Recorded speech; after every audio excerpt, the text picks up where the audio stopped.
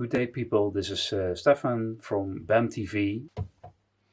So, the MS-101 by Behringer is a monophonic single oscillator synthesizer, and it is based on the 3340 VCO, which Behringer recreated recently in their own factories, and it's based, the basic design is the same as the old SAM 3340 VCO that we find in this SH-101.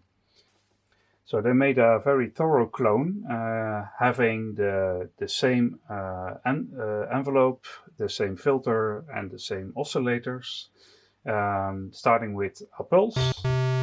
Then there is the sawtooth, and there's a triangle, which is not included on the SH-101, but apparently this is available as an output on the VCO anyway, so Behringer decided to make it part of the mixer. Then there's a sub oscillator, 2 octaves, and 2 octaves with a different pulse width. Then there's a 24 dB low pass filter. Put some sounds here.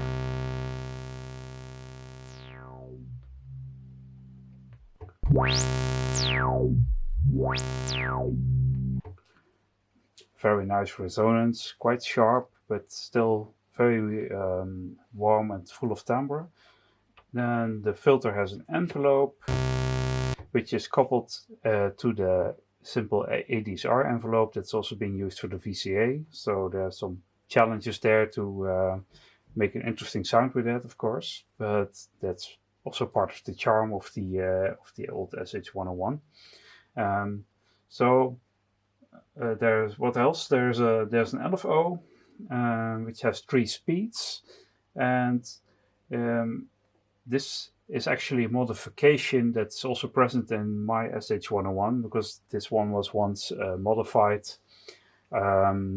according to the Nova mod principle, which was a design that included VCF, CV input, external input, filter drive, and FM modulation, as well as 3 different LFO speeds. So Behringer has done quite a good job in incorporating several of those features in their MS-101, including the FM and the LFO rate changes. The VCF has a CV input.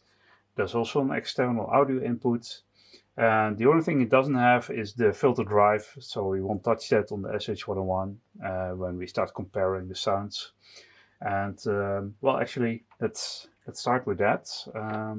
Let's go and start with a simple pulse.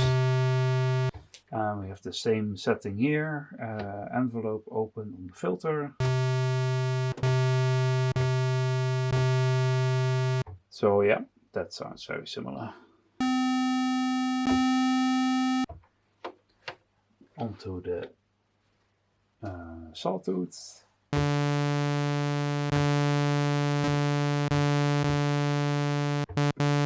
Seems a bit brighter on the SH-101. But we mustn't forget that this device has electronics over 35 years old. This one is brand new. So even if they would have been both SH-101s, there would be quite a difference in certain sounds and parameter settings, I guess. So for now, still quite a good emulation, or clone, must I say. Sub oscillator on the 2 octaves. Yeah, okay, let's go back and put all the settings up.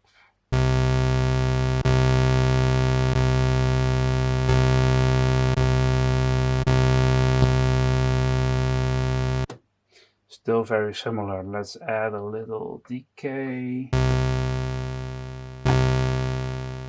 And let's put the filter in the middle position with the resonance in the middle position and see what we get.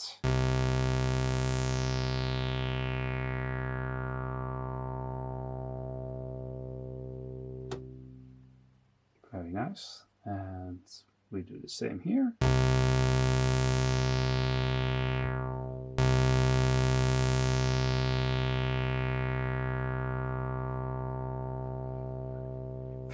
Very similar slope of the filter and resonance changes. So let's set the keyboard on.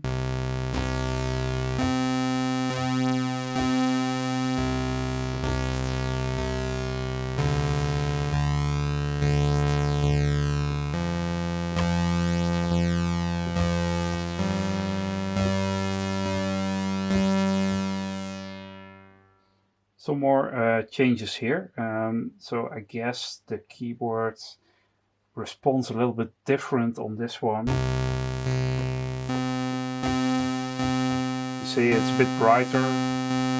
So of course we can change that here a little bit too to make them sound similar again.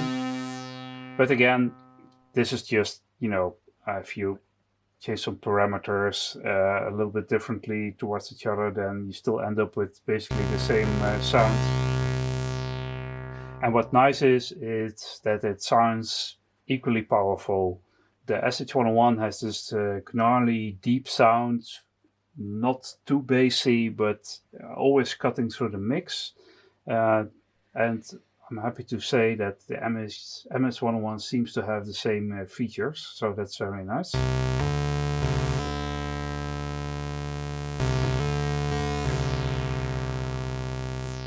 Let's add some modulation to the filter. And we do the same here.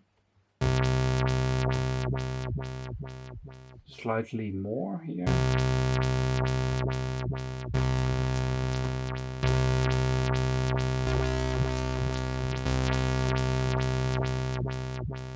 So what happens if we put that on the pitch?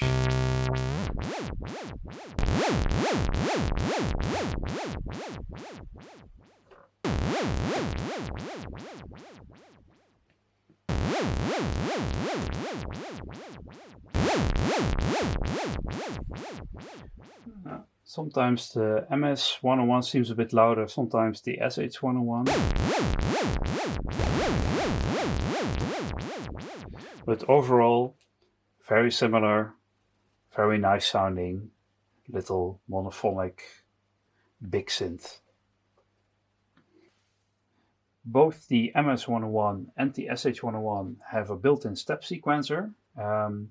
The one in the SH-101 is very simple, but also very intuitive. And you just press load, you press your keys, and then you press play and it plays it back. And in addition to the notes, you can also add a hold and a rest. So what we will do is load 4 notes with a rest in between them in there like this.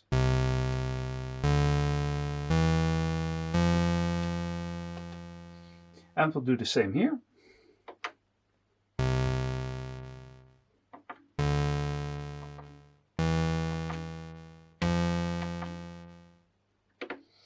Now, when I press play, they should be both playing, but I've made an external clock connection to both machines, so they'll start to play simultaneously.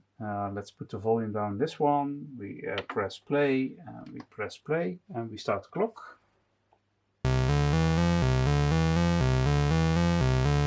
So, turn this volume up. Nice phasing sound because they play at the same pitch.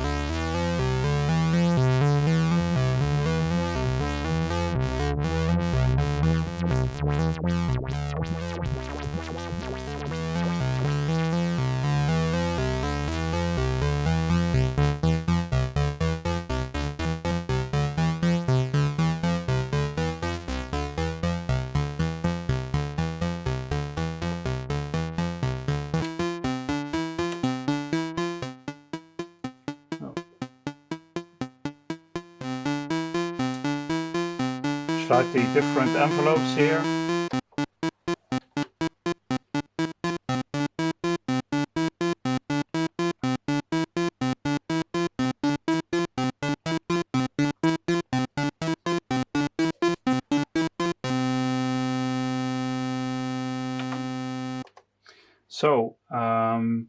Both step sequencers function almost the same, but the nice thing about the MS-101 is that you can store 8 banks of 8 patterns in there, which get remembered when you switch it off. If you have the SH-101, you can only store 1 sequence, and if it doesn't have any batteries in it and you switch it off, the sequence is gone. So to that aspect, especially for playing live, the MS-101 has a lot more to offer, and which is it still holds the same, how should I say that? It still holds the same intuitive way of making sequences. So if you just know your notes that are part of the key you're playing in, then you can just put some in and add some rests and add some holds, and then see where you get. And this will give you unpredictable but really nice results.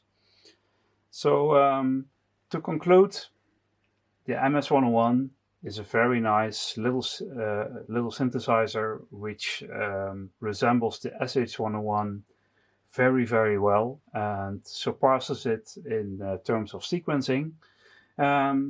So if you are looking for a nice baseline synthesizer and one that has these really nasty sounds that the SH-101 can produce, take a look and try it out. So this concludes our little comparison test between the MS-101 and the SH-101. And I hope you enjoyed the video. If you like it, please give us a thumbs up and subscribe to our channel, and we'll see you next time.